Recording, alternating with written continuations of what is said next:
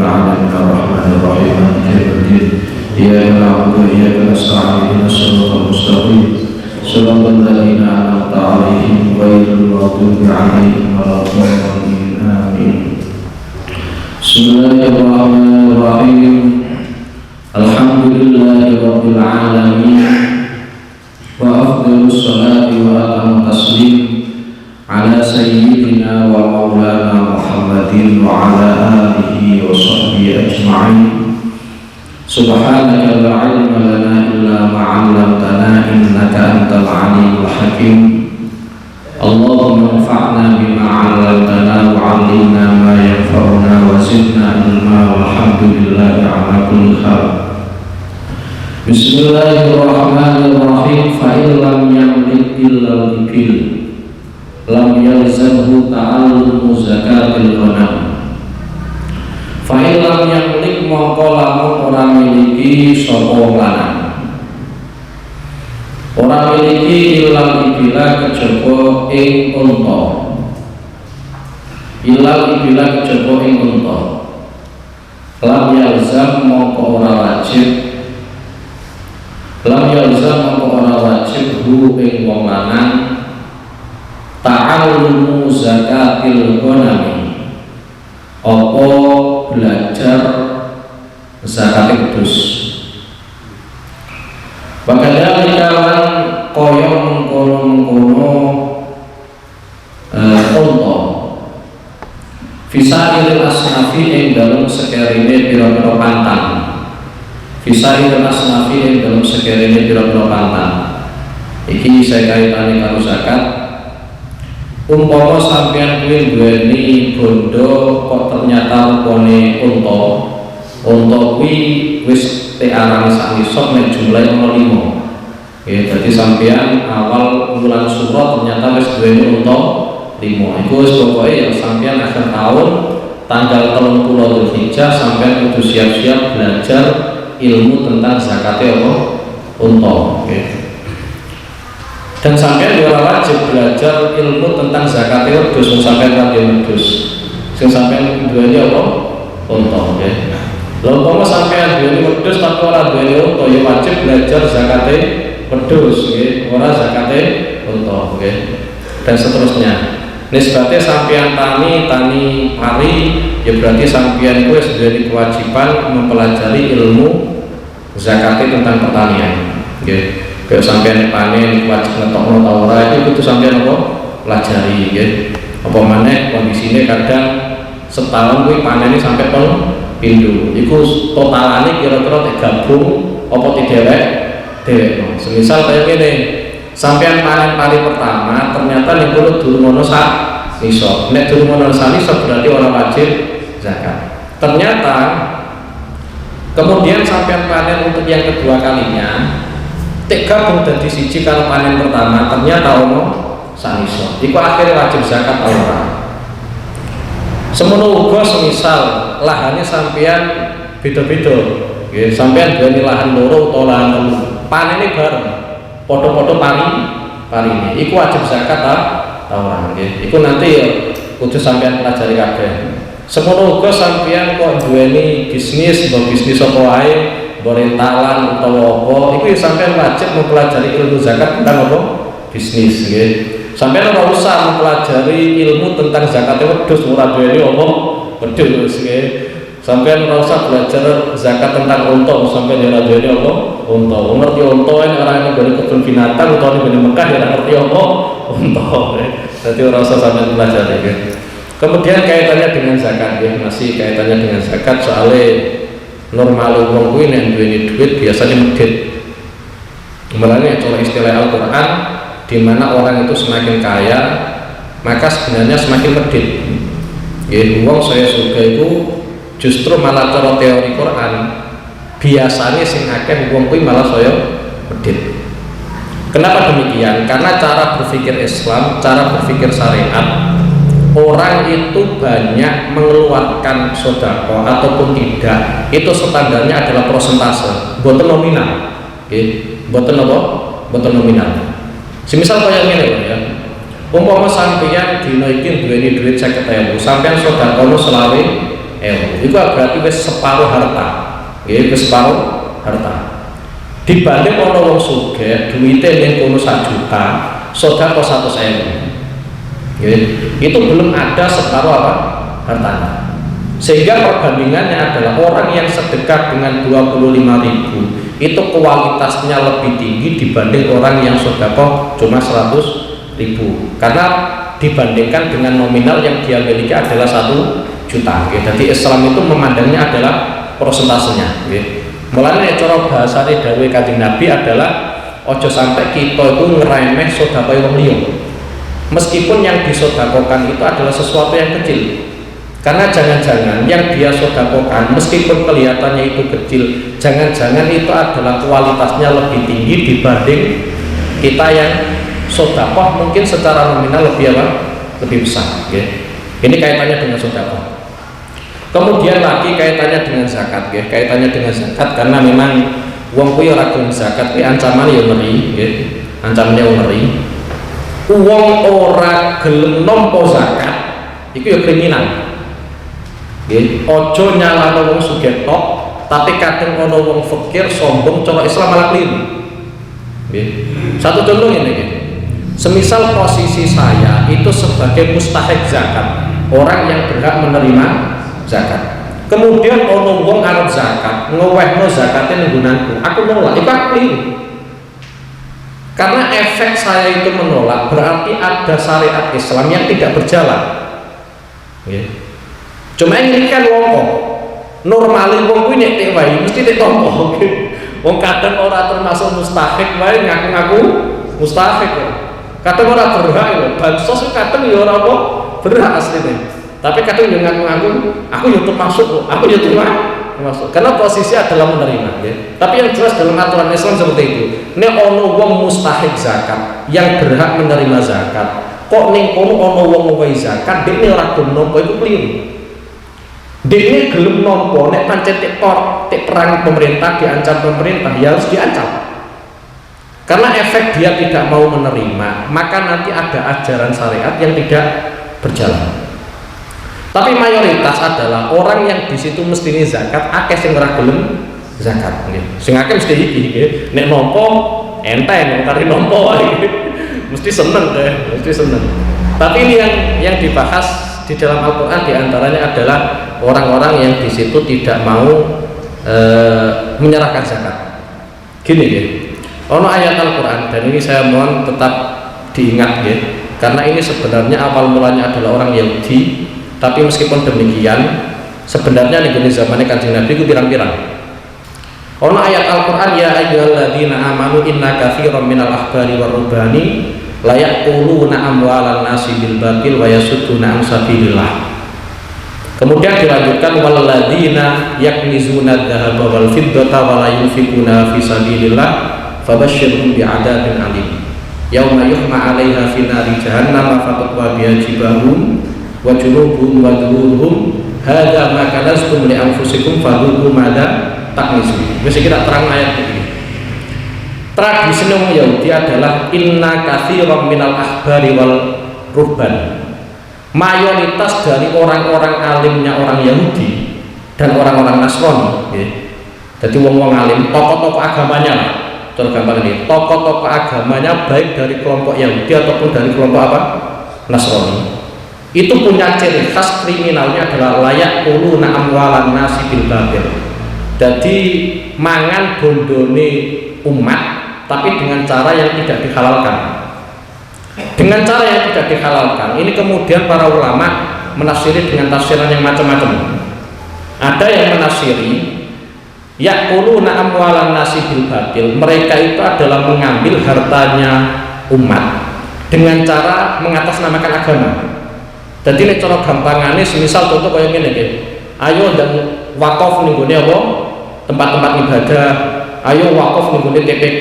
Ayo wakaf nih gue apa? Dunia. Tapi harta yang dikumpulkan oleh umat atau oleh masyarakat itu tidak ditasarufkan untuk masjid, tidak ditasarufkan untuk tempat-tempat yang diwakafkan, tidak ditasarufkan untuk TPP atau dunia atau yang lainnya, tapi malah pangan diri. Itu tradisi zaman Yahudi, zaman Nasrani dulu sudah ada. Artinya apa? Kalau ini dikaji oleh Quran, dibahas oleh Quran, ini mau nggak mau, ini gue zaman Kanjeng Nabi pasti terjadi. Jadi sampean nggak usah aneh. Umpama seandainya satu contoh, sampean ngerti pengurus diniyah, pengurus TPD, pengurus yayasan atau apapun. Ini saya bukan bermaksud ngeritik, saya hanya ingin menjelaskan ayat Al-Quran. Kok ternyata di situ mengambil harta yayasan atau bondo yayasan atau yang lainnya, sampai nggak usah kaget, karena itu dulu tradisinya tokoh-tokoh ulama Yahudi dan tokoh-tokoh ulama Nasrani. Itu ulama, tokoh, apa meneh orang tokoh, malah gampang meneh.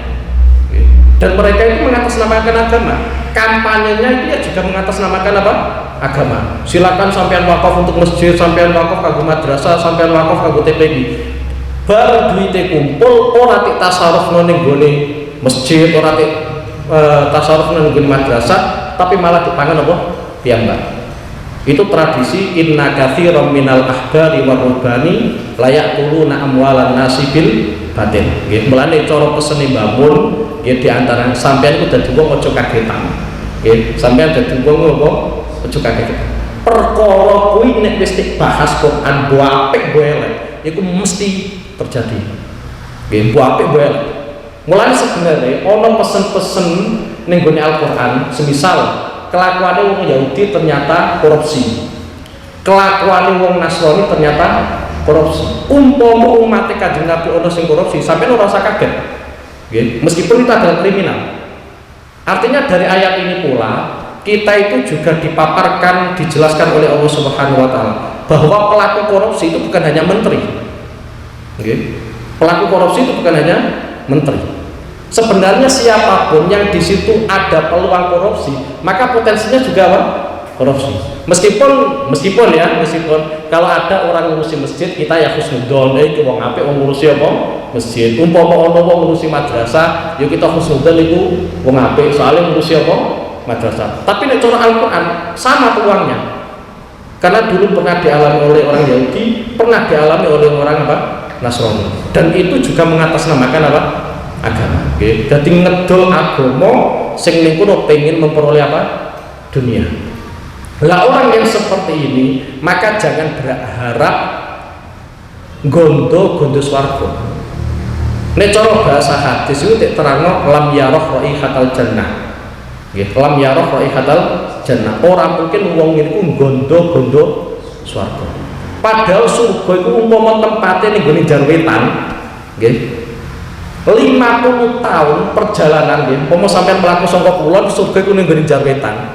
Dari arah barat perjalanan 50 tahun iku wis gondo. Saking wangine swarga. Tapi nek wong kok sampai ngedol agama untuk memperoleh dunia, maka jangan berharap gondo swarga. Dan itu berat nggih. Dan itu berat nggih. Mulane yang pancen repot nggih. Satu contoh kayak ngene, umpama nggih, aku mimpin tahlil. Itu atas nama aku ngedol kalimat la ilaha illallah karena dapat amplop atau bagaimana? Nek umpama aku ngedol kalimat la ilaha hanya untuk memperoleh uang 100.000, 200.000 atau yang lainnya, itu ya termasuk uang sing adil agama untuk memperoleh dunia. Padahal nek cara ajaran syariat mboten ngoten. Ajaran syariat itu koyo ngene lho. Di antaranya Kanjeng Nabi nate ngendikakno ittaqun nar walau bisyikki tamrah. Sampean kudu menghindari neraka meskipun dengan sedekah secuil kurma.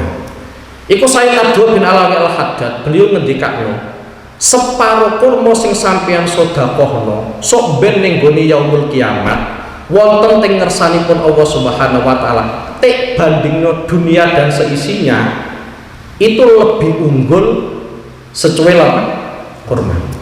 Karena dunia itu tidak ada nilainya. Secuil kurma itu umpama sampeyan anggap kan ya perkara remeh, tapi sok ben ning gone yaumul kiamat ketika ditimbang antara secuil kurma dengan dunia bihadafir, dunia seisinya itu lebih berat secuil kurma. Mulane ilo-ilone wong nek ana wong semisal satu contoh ngedol la ilaha illallah untuk dapat uang, kemudian menerangkan ayat Al-Qur'an tujuannya gen oleh duit. Iku ba'a ad-dina di dunia, jadi adol agama tapi untuk memperoleh dunia ya pancen repot ya.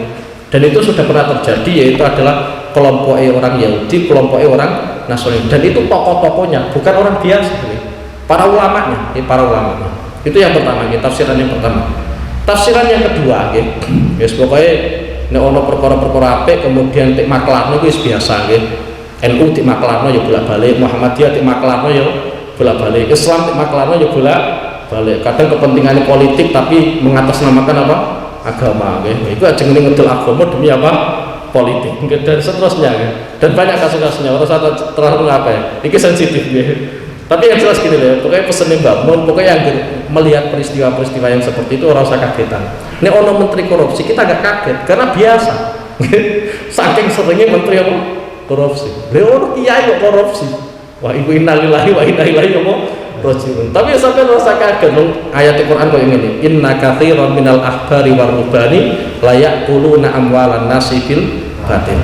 Kemudian yang kedua, tafsiran yang kedua. Ada ulama yang menafsiri layak kuluna amwalan nasi bil batil, mangan bondone umat dengan cara yang tidak benar atau dengan cara yang batil, yaitu dengan menerima sogoan. Okay. Menerima apa? Sogoan. Jadi misalnya kodok itu halal tak haram, karena sampai itu bisnis kodok takut karo aku, akhirnya tak putusi halal. Goro-goro sampai ngomongin amplop aku, gitu. Iku jenenge sampean nyogo, akhirnya saya merubah hukum. Jenenge kodok iku mbok piye-piyeno haram, ngono lho, nggih. Tapi gara-gara sampean moro ning gone omahku, pertama kali wis ngowahi amplop isine 1 juta. Akhirnya hukum itu tak rubah, halal. Tak golekno dalil sing sekirane apa ngalal. Iku jenenge yo termasuk layak kuluna amwalan nasi bil batil. Pokoke agar ana wong kok nerima sogokan, iku termasuk layak kuluna amwalan nasi bil batil. Tapi dalam ayat ini itu yang disinggung oleh Allah Subhanahu wa taala tokoh ulama Yahudi, tokoh ulama apa? Nasrani. Kenapa yang disinggung mereka? Karena karakter dari seorang ulama mestinya gak pantas nglakoni ngene iku. Lha rakyat apa meneh wong ulama kaya ngene apa meneh rakyat? Rakyat. Dadi nek rakyat nampa sogokan dan seterusnya ya pancen ngene iku kelakuane. Wong ulama kaya ngene. Kemudian gini ya, cara Kanjeng Nabi Muhammad sallallahu alaihi wasallam iku beliau ngendikane ar-rasi wal murtasi finnar nggih. Wong sing nyogok lan wong sing nampa sogokan iku kabeh-kabeh apa ning gone neraka nggih. Itu kaitannya dawuhe karo dawuh Kanjeng Nabi Muhammad sallallahu alaihi wasallam kaitannya dengan korupsi. Kemudian kriminalnya orang Yahudi, orang Nasrani lagi adalah wayasudduna an sabilillah. Mereka menghalang-halangi orang lain okay, untuk mengerti sebuah kebenaran. Kalau dulu itu kan sampai ada seperti ini. Ono wong masuk Islam ikut jenenge Ka'bul Ahbar. Okay. Ka'bul Ahbar itu masuk Islam. Tapi sebelum itu dia itu mempunyai seorang ayah itu ya Yahudi. Okay, Yahudi. Karena pemegang atau orang yang fokus mendalami kitab Taurat. Jadi bapak itu Yahudi, dia ini yang didik kitab-kitab Taurat, isinya kitab Taurat. Tapi dia itu janggal, Ka'bul Ahbar itu janggal gara-gara ada satu lempir yang selama ayahnya itu masih hidup nggak pernah dijelaskan kepada putranya. Dia masih janggal. Kenapa Taurat mulai awal sampai akhir itu dijelaskan semua, diterangno kabeh, tapi kenapa ada satu lempir kok ternyata dirahasiakan oleh ayah saya? Sampai beliau ngendikane falamma mata abi fatahtu fa idan fihi nabiyyu yakhruju akhir zaman maulidu bi Makkah wa hijratu bil Madinah wa sultanu Bisam. Ketika ayahku itu meninggal, satu kertas ya, satu lemper yang berada di kotak itu saya buka. Setelah saya buka ternyata satu lemper itu menjelaskan tentang sifatnya Nabi akhir zaman, yaitu rupanya Kanjeng Nabi Muhammad SAW. Itu tidak dijelaskan oleh ayahnya kepada putranya supaya apa? Supaya putranya ini fanatik terhadap ajaran Taurat sehingga tidak mempercayai apa? Kanjeng Nabi Muhammad SAW. Itu yang dimaksud wayasudduna an sabilillah. Jadi menghalang-halangi orang lain untuk mengetahui apa? Kebenaran. Ini kaitannya dengan makanan. kaitannya dengan makanan, yaitu layak kuluna amwalan nasi bil batil. Kemudian yang selanjutnya, ayat ini itu disejajarkan atau disusuli dengan ayat orang yang di situ tidak mau zakat. Yaitu rupane walladzina yaknizuna dzahaba wal fiddata wa la yunfikuna fi sabilillah fabashshirhum bi'adzabin alim. Kalau ada seseorang yang di situ menimbun emas dan perak, menimbun emas dan perak, dan tidak diinfakkan fi sabilillah, maka kasih kabar bahagia kepada mereka tentang siksaan yang paling menyakitkan.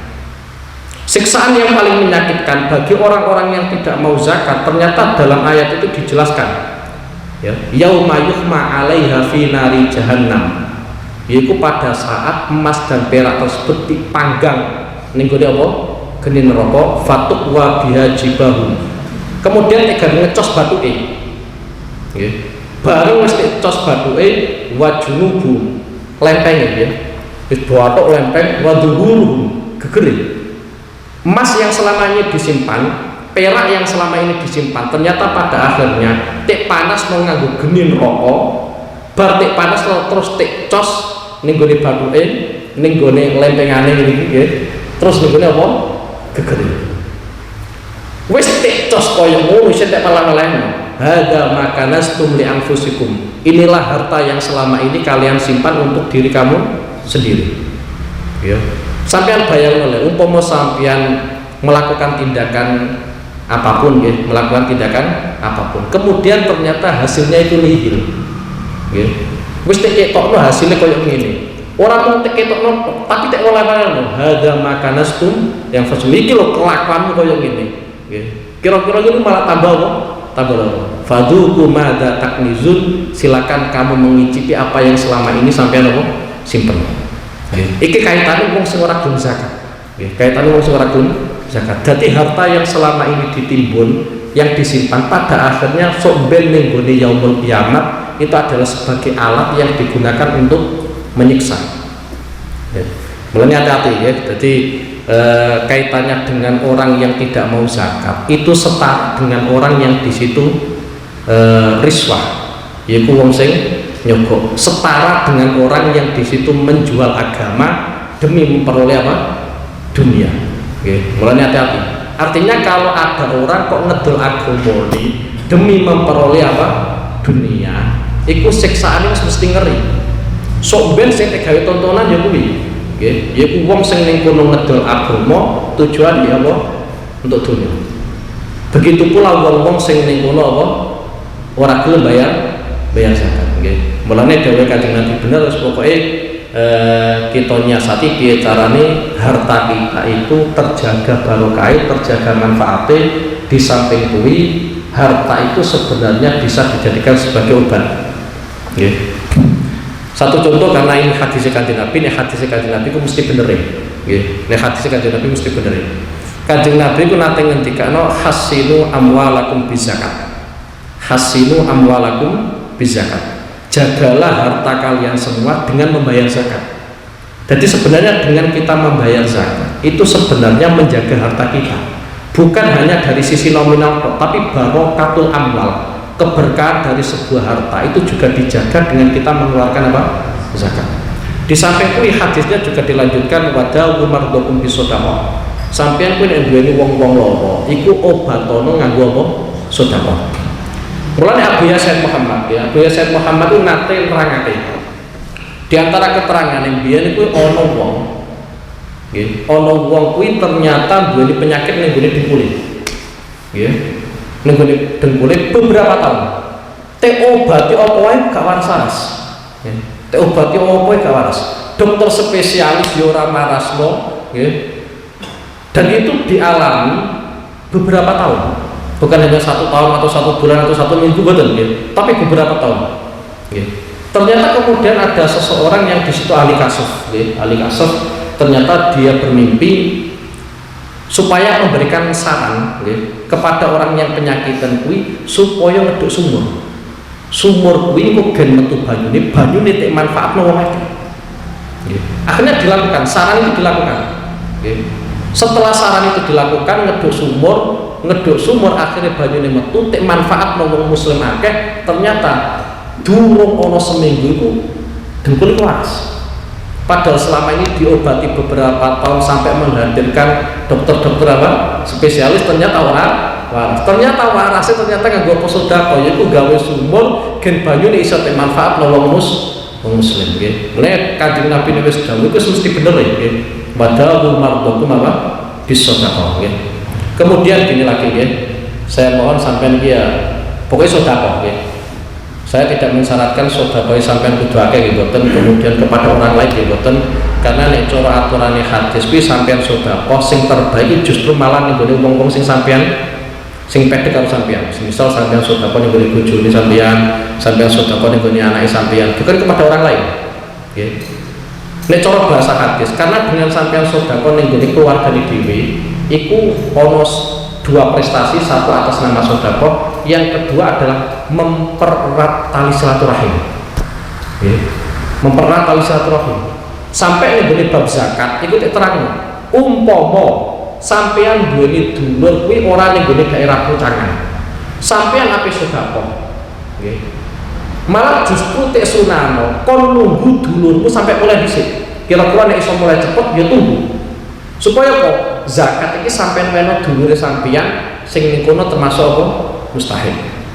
Karena dengan kita memberikan sedekah kepada orang-orang terdekat kita, satu atas nama sedekah, yang kedua adalah untuk mempererat tali silaturahim. Nek sampeyan meno nggone wong liya iku hanya atas nama apa sedekah. Tapi nek iso yo ning gone family yo ning gone keluarga yo ning gone wong liya yo iya nggih. Wis. Iki kaitannya dengan yang paling utama apa? Kemudian yang selanjutnya, wong sok benek mati, ku arep-arepe yo urip meneh. Soalnya ngamali sithik, ngamal apike sithik, ngamal kriminal pirang-pirang. Ngamal apike sithik, ngamal kriminal wae. Jadi harapan wong sok benek mati diantaranya adalah urip meneh. Mulane kita saat ini diberi kesempatan urip, kudu sampean syukur. Kesempatan urip kok kudu syukur. Nggih. Apa meneh sampean tek kersakno pangeran sampai sepuh. Baru kayak sampean sepuh akhirnya sampean ngerti pangerane sampean iku sapa. Sayyidina Ali iku nate ngendikane umpama aku kuwi wedhek wae pilihan pangeran, sampeyan kuwi pengen mati cilik apa pengen mati tuwa? Jawabane Sayyidina Ali, aku pengen mati tuwa. Kenapa ngono? Nek aku iku mati tuwa, akhirnya aku ngerti pangeran. Nek aku mati cilik ora ngerti pangeran kuwi sapa. Jadi sampean sampai tua-tua kayak gini-gini, wani sampai akeh-akeh gini, sampai kudu syukur. Kenapa? Karena baru kayak sampai sepuh sampai tua ternyata sampai ngerti apa pangeran. Kembali pada harapannya orang yang meninggal itu pengen urip meneh, karena melihat amalnya itu sedikit. Itu diantaranya yang diharapkan oleh orang-orang yang mati adalah tentang sedekah, boten haji, boten poso, boten sholat. Ning ayat Al-Qur'an terangno wa anfiqu mimma razaqnakum min qabli ayyatiya ahadakumul mautu fayaqula rabbi laula akhartani ila ajalin qarib fa asaddaqanna ya fa asaddaqan wa akum minas sholihin. Dadi ngene nggih. Perintah pangeran itu sampeyan kabeh kon memberikan infak, kon memberikan sedekah. Sebelum kematian itu menjemput kita. Soalnya kematian kuwi menjemput kita, harapannya wong mati kuwi Robbirjiun la'alli an asaddaqa. Saya masih berharap untuk sedekah, boten haji. Boten haji. Kenapa demikian? Ini sangat selaras dengan dawuh Kanjeng Nabi, diantaranya adalah idza mata ibnu adam inqata amalu. Orang itu kalau sudah meninggal maka amalnya itu terputus. Ilamin salasin, kecuali dari 3 perkara. Yang pertama adalah sedekatin jariah. Mulai sampai kudu duwe sedekah jariah. Sedekah jariah ora kudu akeh, ora kudu apa? Akeh. Ora kudu sampai bangun masjid suwiji, kemudian mimbare emas, ora usah. Ora usah. Umpama satu contoh lah gamane, sampai nyumbang keramik siji lah. Jadi tempat sujud itu wis keren. Sampean mati tetep gawe sujud, sampean mati tetep gawe apa? Sujud. Itu sedekatin apa? Jariah. Dan harapannya orang meninggal adalah pengen urip meneh akhirnya iso apa? Iso sedekah. Nggih, lagi kita mumpung duwe kesempatan iso sedekah ya meskipun ora akeh, meskipun apa? Ora akeh, iku tetep apa dilakoni. Sebagaimana semangate para sahabat nek Kanjeng Nabi wis ngumumno apa? Sedekah. Faidah dakhalat mongko ing dalem nalikane manjing apa asyhurul haji apa pira-pira wulan haji. Nek wulan haji wis manjing yaiku wulan Syawal, Dzulqa'dah, Dzulhijjah, nggih, Syawal selo besar nggih. Fala yalzamu mongko ora wajib. Fala yalzamu mongko ora wajib hu ing wong lanang. Al-mubadaratu apa cepet-cepet. Al-mubadaratu apa cepet-cepet ila ilmil haji marang ilmune haji. Ila ilmil haji marang ilmune haji. Ma'an nafi'lahu ing dalem sertane setune ngelakoni haji. Alat tarohi iku ing atase ngendi-ngendi. Ora kudu cepet-cepet nggih, ora kudu cepet-cepetan. Fala yakunu mongko ora ana. Apa ilmuhu apa ilmune haji alal fauri iku ing atase age-age. Alal fauri iku ing atase age-age. Walakin yang bagi lan angin tetapine sayukjo li ulama'il islami kedue pira-pira ulamae Islam ayunak bihu apa arep ento ngelingake sapa ulama'il Islam hu ing wong lanang ngelingake ala annal hajja ing atase setune haji ku fardun iku fardu wajib ala tarohi ing atase ngendi-ngendi ala kuliman ing atase saben-saben wong malaka kang miliki sapa man azza ing sangu warahilata lan kendaraan. Ida kana ing dalem nalikane ana sapa man huwa yuman iku malikan iku wong kang miliki. Malikan iku wong kang miliki. Pun iki tak terang kaitane karo haji. Sing pertama, haji itu termasuk rukun Islam, nggih. Nek termasuk rukun Islam berarti kuduno dapat perhatian khusus dari Islam, nggih. Karena kita sekarang atau saat ini diakui ataupun tidak diakui kita jauh dari Islam. Karena Islam itu bukan hanya membahas sholat, bukan hanya membahas poso Ramadan, bukan hanya membahas haji, tapi banyak yang dibahas oleh Islam. Artinya gini, kalau sekelas presiden untuk skala Indonesia, skala negara itu semuanya dikaji, semuanya diperhatikan, mulai dari sholat, mulai dari puasa, ada sidang isbat dan seterusnya, ada haji, semuanya diperhatikan, bahkan zakat juga dapat perhatian, nikah juga sama. Bukan hanya itu saja, dalam urusan tanah juga diperhatikan, hutan juga diperhatikan. Itu sekelas presiden. Sedangkan syariat Islam itu adalah produk asli Allah Subhanahu wa Ta'ala, dan yang menguasai alam semesta. Maka tidak mungkin Allah itu cuma memperhatikan sholat tok atau memperhatikan zakat tok. Semuanya itu pasti diperhatikan oleh Allah Subhanahu wa Ta'ala. Di antaranya adalah haji. Haji itu sebenarnya wajib, tapi ala tarohi. Ala tarohi itu artinya tidak langsung. Contoh gampangannya, umpama saiki sampean duwe duit, daftar haji plus itu iso, itu tidak wajib saat ini harus daftar, kecuali kalau memang potensinya sampai nanti mati. Semisal dulu sampean mimpi ketemu Israel, sesuk awakmu tak pateni lho, sesuk sampean awakmu tak pateni, ya sampean dan daftar, karena sudah dapat bisikan dari Israel. Jebule ora Israel, iblis. Nah, jelas ya. Jadi haji itu wajib ala tarohi, orang kudu apa? Langsung. Nek orang kudu langsung, berarti kita tidak usah tergesa-gesa mempelajari ilmu tentang haji. Sampai ini nek mempelajari tentang haji, tentang umroh, itu karo pakare, karo wong sing paham tentang syariat. Iku simpel. Iku simpel. Daripada sampean kadang tek terang ngomong jelimet-jelimet, iku malah kadang orang masuk. Wis kadung bingung sampean. Wis kadung ngomong bingung. Mending sampean karo sing pakare, sing ahli tenanan. Iku haji kurang ribet. Kemudian kaitannya karo haji, wis karena orang itu kalau haji semangat. Wong nek haji mesti semangat. Tapi nek kon salat, rasa-rasa. Padahal itu ada sisi kemiripan, yaitu sama-sama panggilannya Allah. Nggih, sama-sama panggilannya Allah. Tapi sekali sampean berangkat haji itu langsung labbaik Allahumma labbaik, semangat tenanan. Tapi sekali ada panggilan adzan, Allahu Akbar, cahaya ini kok malah adzan ya, cahaya.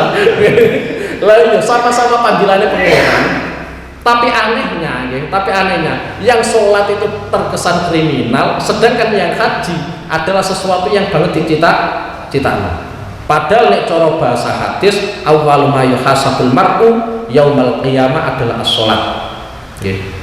Jadi pertama kali amal kita yang dihisab oleh Allah Subhanahu wa taala itu adalah sholat. Sholat.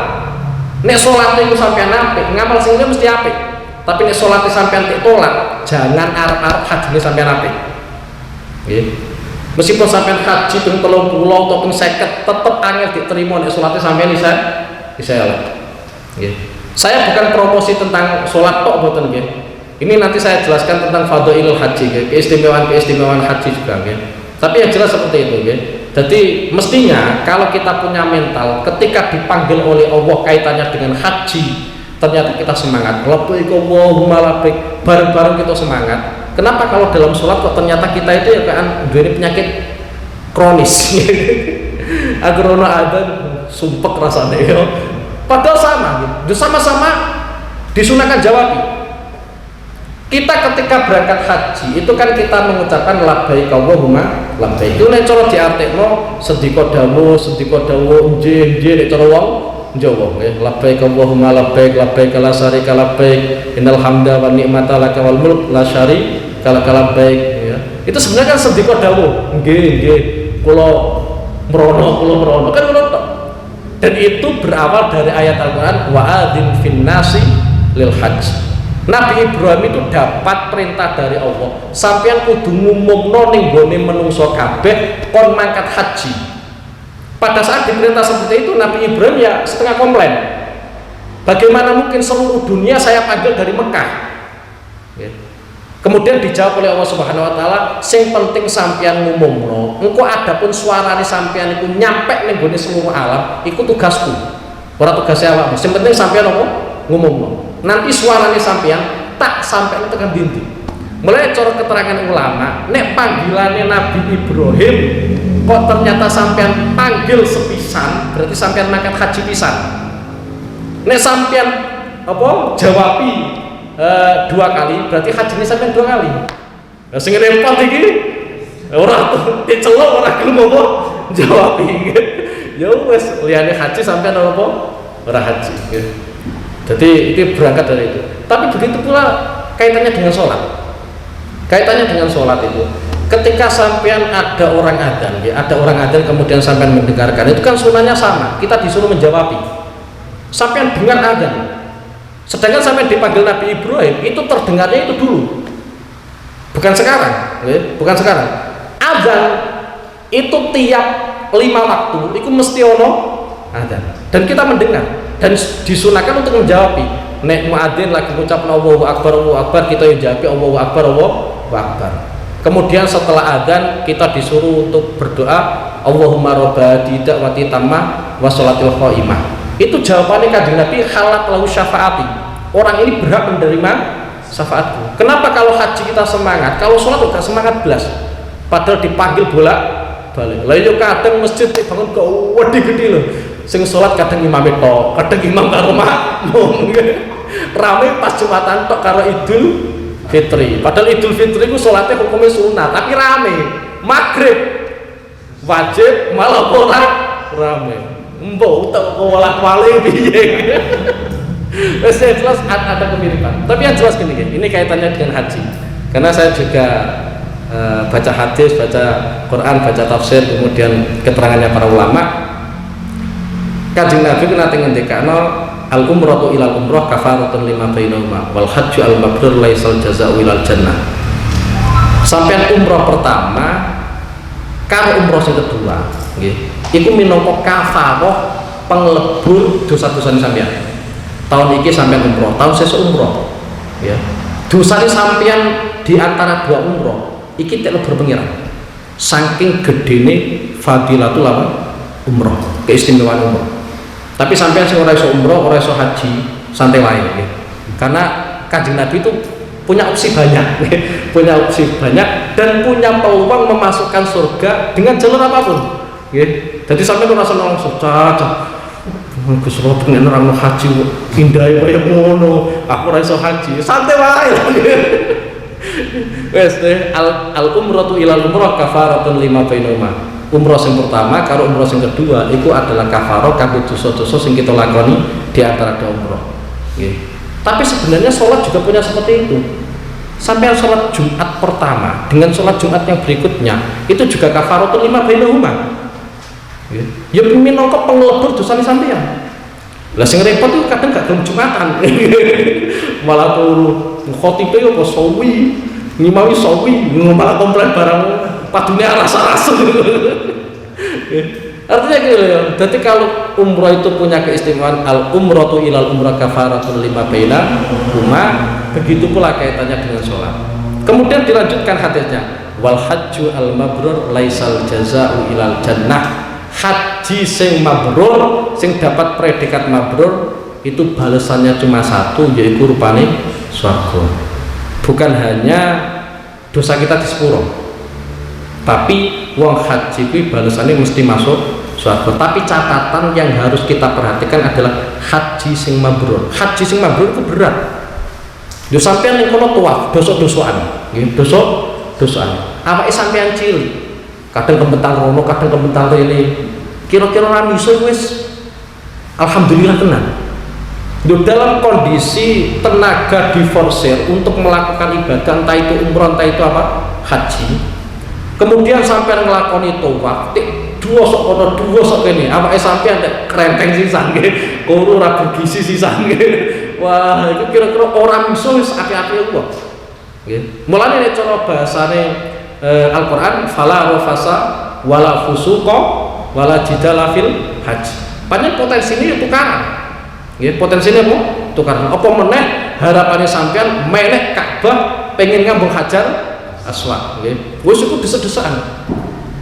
Dan memang di sana juga banyak keanehan-keanehan. Artinya gini loh, orang yang di situ mungkin kuat secara fisik tidak bisa menjamin kemudian iso ngambung Hajar Aswad. Nggih. Wah, aku pernah ceritane koncoku pernah ono wong kok wedi awake nggih. Menek Ka'bah, ya, menek Ka'bah, ya, pengen ngambung Hajar Aswad. Orang ngambung Hajar Aswad malah gelepang udo. Lah kan kain ikhram, kain ikhram sekali copot kan ya udo, ora oleh sempakan. Nggih, ora oleh apa? Sempakan. Copot ya udo tenan. Padahal fisiknya gede. Tapi kadang ngono wong ketoke lemah, nggih, awake rapate kuat, tapi iso ngambung apa? Hajar Aswad. Jadi memang potensi wong haji ya tukaran, pisu-pisuan itu wis wajar. Mulane kadang sampai nang kono tik pisu kadang nggak paham. Wong kono bahasane Arab sampai Jawa ora paham Arab sisan. Itu ya nggak paham. Tapi yang jelas al hajju al mabrur laisal jazaa'u ilal jannah. Lah kaitannya dengan haji mabrur itu seperti apa? Haji sing ning kono ora kecampuran dosa. Nggih. Haji sing ning kono ora kecampuran apa? Dosa. Mulane dalam urusan haji itu memang diperhatikan Islam kudu sempurna, ngelakoni kriminal sitik, ya bayar denda. Contoh, sampean mangkat haji atau mangkat umroh, wes niat nawaitul hajja wal umrota wa akhramtu bima lillahi ta'ala. Ternyata sampean goyang-goyang jenggot, biasanya ngene. Ternyata rontok, bayar denda. Padahal jenggot-jenggotnya sampean dewi, sampean rontok no dewi. Tapi sekali rontok karena sampai sudah niat ihram haji atau umroh, maka wajib bayar denda. Karena memang haji dan umroh itu piye caranya sempurna. Kemudian lagi juga yang perlu diperhatikan adalah kaitannya dengan harta. Semisal satu contoh ini, sampean biaya haji umpama sampai daftar 25 juta atau sampai bayar yang sekitar 40 juta atau berapa. Cara gampangnya ini 39.900.000 itu halal tenanan. Isih kecampuran 100.000 haram, ojo arep hajine sampean mabrur. Nggih. Ya pancen aturan. Kok angel men, Pak? Iya pancen angel. Mulane balesane swarga, perkara iku nek angel kok sampai dicapai iku mesti balesane swarga. Nek enteng ya ora kudu apa swarga. Mulane saking abote akhirnya laisal jazaa'u ilal jannah nggih. Mulane sampai kudu diperhatikan. Tenang nggih, kaitannya dengan apa? Harta. Begitu pula kaitannya kaya ngene umpama nggih. Sampeyan wis daftar haji, pembayaran ternyata wis lunas. Sampeyan duwe utang karo tanggane sing fakir, semisal duwe utang karo tanggane sing fakir. Semisal utang kok mangen tok iki. Sampeyan berangkat haji ora izin karo sing sampeyan utangi, aja arep-arep mabrur. Nggih. Karena ada haknya orang lain sing sampeyan gawa, sampeyan berangkat ora njaluk apa? Izin. Bedane sampeyan njaluk izin, ngapuntene utange kula dereng kula bayar, kula nek berangkat haji riyen. Kono ngizini, ya wis nang berangkat. Lah iku bisa jadi mabrur. Tapi sampeyan ora njaluk izin utawa njaluk izin tapi orang izin, nih aja arep-arep hajine sampeyan dadi mabrur. Padahal hanya hutang 5.000, sampai mampu membayar dana haji itu berapa? Jutaan itu. Ya pancen angel. Mulane sebagian hadis ngendikano man hajjal baita falam yarfus walam yafsuq kharaja kayaumi waladatu ummu au kama qala Rasulullah. Wong haji ning gone Baitullah, nggih. Dan dia tidak melakukan rofas, nggih, omongan-omongan kotor, omongan-omongan elek kaya jeneng pisu-pisuan dan seterusnya, yo ora nglakoni perkara-perkara sing berbau apa maksiat. Iku kaya-kaya dene lagi dilairno ibuke. Artinya dosane ilang kabeh. Saking gedene fadilatul haji. Tapi yang perlu saya sampaikan di sini diantaranya yang sering disampaikan oleh Mbak Mun, nggih. Karena sampai kadung ngaji kudu ngerti nggih. Ngaji kok saya gak pahaman kok ora angel kabeh. Wes ngeten nggih, karena di Indonesia itu masyarakat Indonesia yang ingin haji atau ingin umroh iku padha mburu arba'in. Nggih kita terang nggih menawa sampean-sampean sing mangkat hajine luwih dhisik daripada aku, syukur-syukur bareng aku malah genah. Tapi nek ora bareng kan ya repot nggih. Wes ya. Sampean kuwi nek ning Madinah, nggih, ning Madinah. Yang perlu sampean perhatikan serius iku tentang makom Kanjeng Nabi. Ojo mburu arba'in. Sampeyan arba'in monggo, tapi itu bukan target utama, bukan tujuan utama. Ulama itu yang disarankan oleh para ulama, orang-orang yang faham tentang nas-nase hadis Kanjeng Nabi, tentang nas-nase Al-Qur'an, itu adalah mengutamakan ziyaratu Rasulillah. Ziarah ning gone makome Rasulullah. Ziarah kuwi aja sampean bayangno kaya wong Jawa. Kemudian beprok ning gone kuburan, maca Yasin, maca tahlil, maca donga kesuwen. Geceki polisi sampean. Ziarah kuwi semisal biyen Sayyidina Utsman iku nek ngajari simpel. Kadang Sayyidina Utsman kuwi mara ning gone bakek. Nggih, mara ning gone bakek ya sebelah karo Masjid Nabawi nggih. Iku kemudian uluk salam, assalamualaikum ya ahlad diyar. Kemudian maca Fatihah bar kuwi kundur wis ngono tok. Dadi aja sampeyan bayangno kemudian deprok maca la ilaha illallah bid'ah iki cara ngono nggih. Wah, tutuki polisi sampeyan. Dadi ziarah sing penting ya sungguh mara ning makom, uluk salam ning Kanjeng Nabi, assalamu alayka ya Rasulullah, assalamu alayka ya Nabi Allah dan seterusnya. Ya rodo-rodo tapi sampeyan karo mlaku iki iso. Nggih. Saya yakin iso, nggih, saya yakin iso. Ojo mengutamakan arba'in. Arba'in kuwi salat 40 kali, salat fardu jamaah. Nek nganggo dina berarti 8 hari nggih. Karena satu hari itu 5 kali nggih. 5 kali sampean salat jamaah ning gone Masjid Nabawi. Meskipun kita tahu nggih, fadilahe wong salat ning gone Masjid Nabawi iku banget gedene. Aku yang ngerti dalile nggih. Tapi yang diutamakan nggih oleh para ulama, jangan sampai kita mengutamakan arba'in mengalahkan Rasulullah Shallallahu Alaihi Wasallam. Kadang kan seperti ini juga.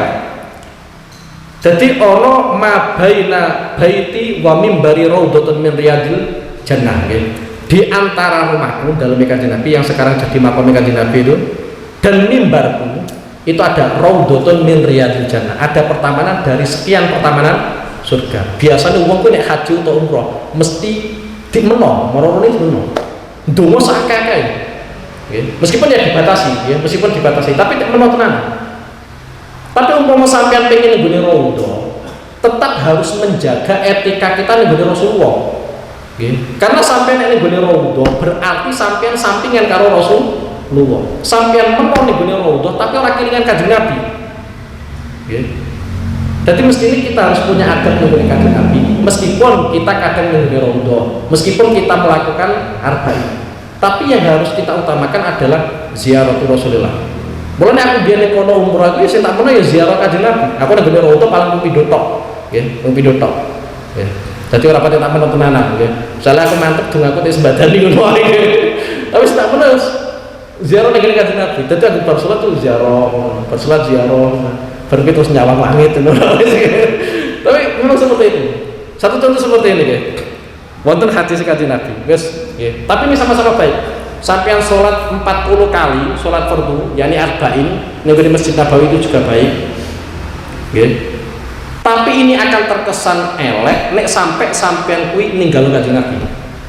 Kemudian sampean sholat arba'in iku kudu ning gone masjid asline Kanjeng Nabi apa sing ning gone perluasan. Itu juga ulama khilaf. Contoh kaya ngene nggih. Iki semisal masjid sakmene iki masjidnya Kanjeng Nabi. Masjid pancen biyen zamane Kanjeng Nabi sono nggih. Kemudian yang diperluas karena Masjid Nabawi itu dibanding yang asli dengan yang diperluas iku luwih ombo sing diperluas. Lah arba'in yang kita lakukan itu apa ya kudu ning kene. Sing fadilahe sakmono gedene nggih. Pirang ewu 100.000 ta pira kuwi nggih. Apa umpama ning gone perluasan ya kita mendapatkan pahalane apa? Kaya sing asli. Itu ulama juga khilaf. Ono sing ngarani padha, ono sing ngarani beda. Wong masjid sing dibangun Kanjeng Nabi karo sing diperluas tetep apa? Beda. Tapi yang jelas gini nggih, kita kudu ziarah ning Kanjeng Nabi. Sampai ono wong sampai ono hadis sing ngendikano man hajja walam yazurni faqad jafani. Wong haji kok sampai ora ziarah ning gonanku ning gone Kanjeng Nabi faqad jafani. Orang itu sebenarnya meninggalkan aku. Padahal kita itu harapannya masuk swarga itu untuk syafaatnya Kanjeng Nabi ya. Man hajja walam yazurni faqad jafani ya. Wong haji ora gelem ziarah ning gone Kanjeng Nabi faqad jafani. Wong kuwi berarti ninggalno aku. Ya. Di samping kuwi ono hadis yang menerangkan bahwa man zaroni ba'da wafati faka'anna mazaroni fi hayati. Wong ziarah aku pas aku wis kabundut. Pas aku wis kabundut. Koyok-koyok wong kuwi ziarah aku pas aku isih besar. Nggih. Saking utamane ziarah ning gone apa? Kanjeng Nabi. Nggih. Man zaroni ba'da wafati faka'anna mazaroni fi hayati. Nggih. Wong sing ning kono ziarah pas aku wis kabundut, saiki Kanjeng Nabi sampeyan kabundut, iku kaya-kaya ziarah aku pas aku isih besar. Liyo sampeyan nek wae kesempatan iso ziarah apa? Kanjeng Nabi. Meskipun uluk salam ora kudu sampeyan rono. Karena sampeyan uluk salam ning kene assalamualaikum ya Rasulullah. Kanjeng Nabi tetep jawab meskipun kuping itu gak tau krungu. Nggih, tetep apa? Liyo betapa indahnya nggih. Di mana kita uluk salam, kita iku ora sapa-sapa. Tapi uluk salam ning gone Kanjeng Nabi tetap nyalami. Lho sampean pengen ketemu presiden ku angel.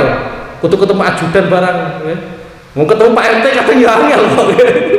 Ketemu petinggi kadang ya angel. Ya camat ya angel. Aku pernah pengen camat ya mutar-mutar ketemu. Ya. Lha yo sampeyan uluk salam Kanjeng Nabi assalamualaikum ya Rasulullah. Langsung dijawab Kanjeng Nabi. Lha iya mosok Kanjeng Nabi wis sampean bandingno camat, bandingno bupati kan ya ora mungkin. Tetep utama apa? Kanjeng Nabi iki. Tapi langsung dijawab Kanjeng Nabi.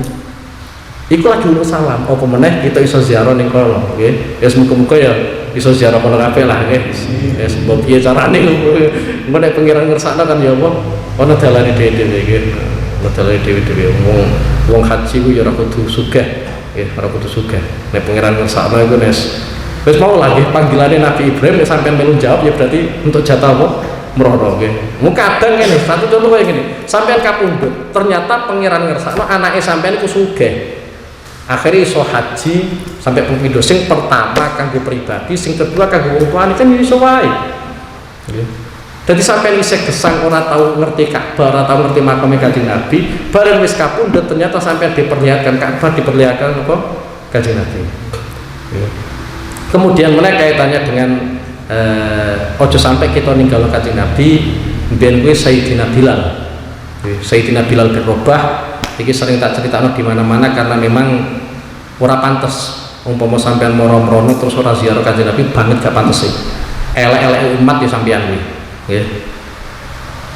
wong wis tekan kono ora ziarah Kanjeng Nabi. Bilal bin Rabah itu adalah seorang budak yang selama ini menemani Kanjeng Nabi.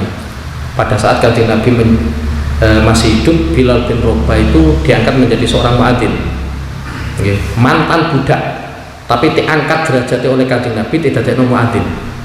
Kanjeng Nabi itu ya aneh. Anehnya gimana nih? Kanjeng Nabi itu duweni muadzin loro. Siji ku Bilal bin Rabah, itu mantan budak. Habasyah, Ethiopia kalau sekarang. Yang kedua itu Ibnu Umi Maktum. Ibnu Umi Maktum wong wuto. Wis wuto, pakaiannya kayak pakaian wis pokoknya pengemis ini lah. Mulai sampai kudu bersyukur iso gawe pakaian kayak gini. Sahabatnya Kanjeng Nabi pakaiannya compang-camping. Itu jadi muadzinnya Rasulullah. Nah ini kaitannya dengan Bilal. Bilal bin Rabah itu ketika Kanjeng Nabi masih hidup itu seringkali kadang Bilal tegugah Kanjeng Nabi, kadang Kanjeng Nabi tegugah Bilal untuk melaksanakan sholat. Jadi nek waktu sholat itu mancing, Bilal kok isih sare, itu biasanya Kanjeng Nabi gugah Bilal. Dan itu bukan hanya satu kali, dua kali, berulang kali. Ketika Kanjeng Nabi wafat, itu kemudian Bilal bin Rabah tetap dadekno muadzin pada saat pemerintah dipegang Sayyidina Abu Bakar. Karena prinsipnya Sayyidina Abu Bakar, nek ono wong kok wis diangkat Kanjeng Nabi, aku rawani melengsarkan jawani, karena sudah diangkat Kanjeng Nabi. Tapi aneh. Ketika Sayyidina Bilal itu disuruh adzan, pas waktu sholat adzan, itu angger tekan wa asyhadu anna Muhammadan, mesti rasul terusno. Yusurani lah. Jadi tangisan kok. Saking kangennya Bilal nih gue Kanjeng Nabi. Anggota kan wa asyhadu anna Muhammadan, mesti rasul terusno. Terus banget rindune sahabat Bilal nih gue Kanjeng Nabi. Sampean ke subedih banget ya, apa yang ngomong kan sekangelan. Begitu pula yang dialami oleh Bilal. Sampai pada akhirnya Bilal bin Rabah izin ning Abu Bakar. Karena beliau juga tidak siap berdomisili di Medina. Karena di Medina ada makam Rasulullah. Ada makam Rasulullah. Mesti Bilal yo susah terus. Jadi wong kangen nak ini kok. Jadi wong kangen banget kangennya. Akhirnya izin ning Abu Bakar. Ngapunten kula ajeng hijrah mboten teng Medina malih. Jadi mengundurkan diri jadi seorang muadzin, mboten teh gaji, mboten nopo, teh gaji cara maruf gaji. Jadi mengundurkan diri, kemudian diizini oleh Abu Bakar, pindah ke Syam, pindah ke Syam. Ya beberapa tahun, pindah ke Syam. Pada suatu malam ternyata Bilal bin Rabah itu timpeni ketemu Kanjeng Nabi. Goro-goro ora tau tilik Medina. Mantan budak dan pada akhirnya tek kangen Kanjeng Nabi diantaranya adalah Bilal, mantan budak pindah ning Syam pada suatu malam tek impeni Kanjeng Nabi. Di antara yang disampaikan oleh Rasulullah ning Bilal, kenapa awakmu kon cutak aku, kenapa awakmu ninggalno aku, spontan tangi yo nangis, langsung berangkat ning Madinah, langsung berangkat ning Madinah. Wis ora usah nunggu kowe langsung berangkat ning Madinah. Berangkat ning Madinah sampai ning Madinah langsung ning pusaran ning makam Kanjeng Nabi Muhammad sallallahu alaihi wasallam. Yo tangisan. Nggih. Di saat Bilal kangen Kanjeng Nabi ternyata mimpi ketemu Kanjeng Nabi. Tek kangen Kanjeng Nabi. Kita tidak pernah jadi budak, tapi enggak pernah dikangeni Kanjeng Nabi menawa nggih. Ya semoga-moga sampeyan dikangeni wae lagi. Bilal mantan budak nggih. Akhirnya tek kangen Kanjeng Nabi. Bareng tekan makam Kanjeng Nabi karo tangisan, ya pangeran ngersakno pancen wong apik iku pancen ya takdire apik. Ternyata pada saat itu Sayyidina Hasan, Sayyidina Husain kuwi nekani sahabat Bilal. Sayyidina Hasan, Sayyidina Husain nekani sahabat Bilal. Pangeran iku ngersakno wajahe Sayyidina Hasan iku mirip Kanjeng Nabi. Jadi wajah Sayyidina Hasan itu mirip Kanjeng Nabi, nek wajah Sayyidina Husain itu mirip Sayyidina Ali. Sayyidina Ali merengut kan medeni wong. Lah iya, musuh itu nek adep-adepan karo Sayyidina Ali, kan Sayyidina Ali merengut, iku gemeteran. Meskipun Sayyidina Ali ku nek karo wong Islam, ya sumeh. Tek salam ya nyenengno, tapi sekali berhadapan-hadapan karo wong kafir, sekali merengut, mental ilang. Meskipun ahli perang ini, nggih. Mulane Sayyidina Ali ku nek perang mbok iku 1 lawan 1 atau peperangan yang pasukan itu mesti menang terus. Ya karena punya karisma seperti itu, punya keistimewaan seperti itu lah, itu Sayyidina Ali. Lah Sayyidina Husain itu mirip wajah Sayyidina Ali. Tapi bagian ngisore Sayyidina Husain itu mirip Kanjeng Nabi. Mulane sahabat Bilal ya syukur tenan. Ya, di saat beliau kangen Kanjeng Nabi, pengen ngerti wajah Kanjeng Nabi, pangeran ngersakno menghadirkan putu lorone Kanjeng Nabi, Sayyidina Hasan, Sayyidina Husain. Hasan wajahnya mirip Kanjeng Nabi, Sayyidina Husain sing bagian ngisor mirip Kanjeng Nabi, selengkap. Nggih, selengkap. Nek wajah Sayyidina Husain mirip Sayyidina Ali. Yo ganteng-ganteng. Mulane sampean ora patek ganteng, ya pancen ora bagian kok. Kemudian pada saat itu Sayyidina Umar, sebagian riwayat Sayyidina Abu Bakar, kemudian meminta sahabat Bilal, tolong jenengan adzan mulai. Ketika yang meminta itu Sayyidina Abu Bakar, ketika yang meminta itu Sayyidina Umar, Bilal masih siap menolak. Itu tolak. Ketika Sayyidina Abu Bakar dan Sayyidina Umar yang meminta. Tapi pada saat permintaan itu ditolak, ternyata Sayyidina Hasan, Sayyidina Husain meminta Bilal untuk adzan. Putune Kanjeng Nabi sejaluk gelem ra gelem kudu dilakoni. Karena bayangannya sahabat Bilal, nek aku orang memenuhi permintaan putune Kanjeng Nabi, saya khawatir sok ben ning yaumul kiamat aku ditinggal loh Kanjeng Nabi. Mulane hati-hati kalau habaib itu ya. Ya, mulane hati-hati tenanan ya. Mbok piye-piye niku putune Kanjeng Nabi. Ya. Mulane Kanjeng Nabi sampai ngendikano wong sing ning kono menyakiti Sayyidah Fatimah berarti menyakiti aku. Ya. Ya, mulane hadis apa ya, Fatimah tubat atun minni faman abghadha faqad abghadani. Aku kama kala Rasulullah nggih. Sayyidah Fatimah itu segumpal darah dariku. Sapa sing dadekno kono muring-muring, berarti muring-muring nake. Mulane hati-hati kalau habaib itu mbok piye-piye nggawa getahe Kanjeng Nabi.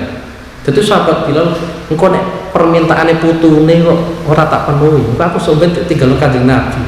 Kekhawatirannya seperti itu. Akhirnya ya menyanggupi, piye-piye meneh menyanggupi. Ya. Mulane ana wong dadi ulama kok merguru ning gone ulama liya. Karo putune gurune ya mesti tak adil.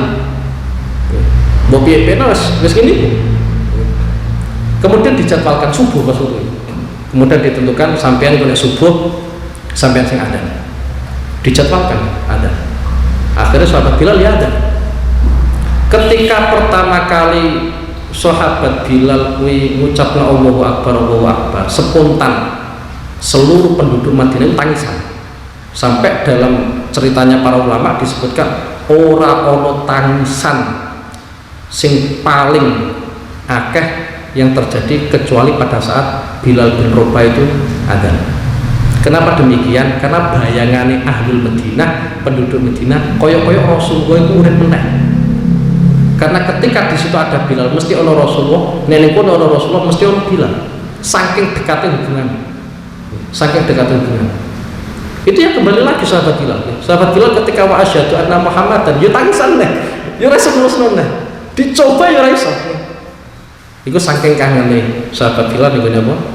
Kanjeng Nabi. Ya, mulane ini kaitannya dengan ziaratul qabri Rasulullah, makami Rasulullah ya sampean somben umpama kersane pangeran rono yo diperhatikan betul ya. Mulane aku wis ziarah Kanjeng Nabi bolak-balik ya. Ziarah Kanjeng Nabi. Aku ning ngene Raudhah padahal orang-orang semangat ning ngene Raudhah, aku mau video tok. Ning diri ziarah Kanjeng Nabi mbok pira ora tak itu ya. Ning kono yo suwe kemudian angger bar salat mesti rono dhewe ya. Supaya rono tak untuk dhewe bisa kan bisa kuat. Sunah untuk dhewe ziarah assalamualaikum ya Rasulullah terus maca Al-Fatihah terus kadang dengan dipakai dan seterusnya ya. Ya sebagai kaitan karo haji karo umrah. Tapi yang jelas gini iki Kanjeng Nabi juga masih memberikan pilihan bagi kita semua umpama sampean tek kersane pangeran ora iso haji ora iso umrah, nek dawuhe mbangun niku nek pas wektu wong haji iku ning gone Arafah. Ya ning gone apa? Arafah, sampean ndonga sakake. Nggih. Dadi sampean ning kene tapi wong haji ning kono. Pas ning kono Arafah ya sampean melu ndonga. Ndongane sampean ning kene wae. Lagi pula juga banyak cerita dari para ulama, ana wong haji ning kono kuwi hajine ditolak. Ana ulama jenenge Ali bin Al-Muwafiq. Nggih. Beliau itu adalah seorang wali, ya, seorang wali. Pada saat beliau itu nenggone Mina, nenggone Masjid Khaif, nggih. Sampeyan angger sampeyan ning kono nenggone Mina, engko sampeyan takok nenggone Masjid Khaif ndi ono nggih. Beliau sare teng masjid mriku. Bareng sare ono malaikat loro medhun. Ono malaikat loro medhun kemudian ngandani. Jumlah jamaah haji sing sakmono akeh nek biyen niku isih 600.000. Nggih, nek cara dawuh Mbah Mun wong haji ku mesti 600.000 minimal. Nggih, minimal 600.000. Engko nek kurang saka 600.000 mesti ana rijalul ghaib. Wali-waline pengiran.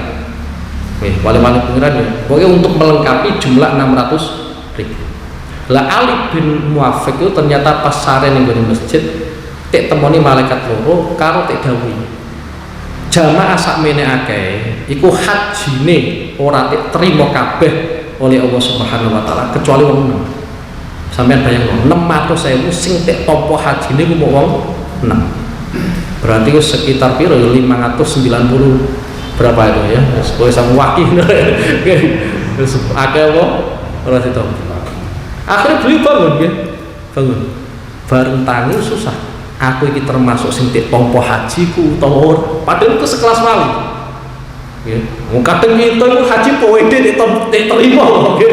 Padahal sekelas wali kaya ngono. Bisa kuwatir iki hajiku sing termasuk sing diterima apa sing ditolak. Nggih. Ya susah terus ya, susah terus. Akhirnya Arafah. Nggih. Tibalah hari Arafah. Ketika nenggone Arafah, beliau saling meneh. Mau haji kok ora sare. Sare meneh ketemu malaikat yang sama tadi. Ketemu malaikat yang sama membawa pesan dari Allah Subhanahu wa taala. Wong sing haji ini ora diterima, iku akhire diterima barokah wong nang. Dadi sampeyan nek haji diterima, jangan kepedean dulu. Jangan-jangan itu gara-gara barokah wong liya. Nggih. Lha bayangno koyo ngene lho. Ono wong korupsi, kemudian dari hasil korupsi gue haji, apa itu terima itu piye? Tetep angel. Nggih. Ono wong haji, kemudian nek kono isih rasan-rasan, kok arep-arep diterima. Lah kadang haji ini kita diterima itu barokah wong-wong liya. Lha iku bayang lho, wong 600.000 sing tek tampa iku wong 6. Barokah wong 6 haji ini diterima, akhirnya iso nyafaati sing liya. Dan cerita ini disampaikan oleh banyak ulama. Karena memang mutawatir. Banyak ulama yang menceritakan hal ini. Kemudian Kanjeng Nabi lagi ya, umpama sampeyan ora iso mrono ora iso haji ora iso umroh, Kanjeng Nabi ku nggih nate ngendikano man qadha hajata akhil muslim kaman hajja awi tamam. Mulane kadang dawuh iki sing tak cekeli nggih.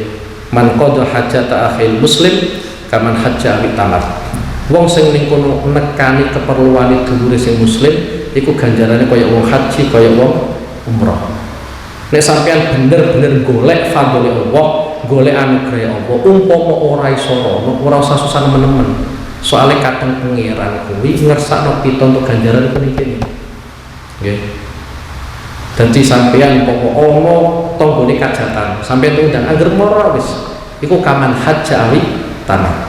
Ana tanggane sampean butuh bantuan ya sampean bantu. Nggih. Bantuan tenaga nggih monggo, bantuan duit nggih monggo terserah. Iku kapan haji awi tanah, nggih. Kaya wong haji kaya wong umroh. Dadi ora tau ono tapi ganjarane kaya wong rono. Sampeyan rono ngentekne jutaan. Ora mesti iso ngumpulno duit jutaan. Tapi pengiran yang sana ternyata kita ning kene wae kadang ora modal apa-apa, mung teka-teka tok ternyata insyaallah kaman haji awi tanah. Nggih. Di minangka hadis bisyarah kabar bahagia umpama nggih. Kita itu ora dikersakno mrono nggih, tapi ya muga-muga iso mrono ya. Umpama ora iso pas wektu urip ya pas mati ya muga-muga ahli waris ana sing peduli karo kita lagi. Wala maula ya salli wa sallim daiman abada ala habibika khairil khalqi هو الحبيب الذي ترجى شفاعته ولكل هول من الأهوال مقتحمي يا ربي بالمصطفى بلغ مقاصدنا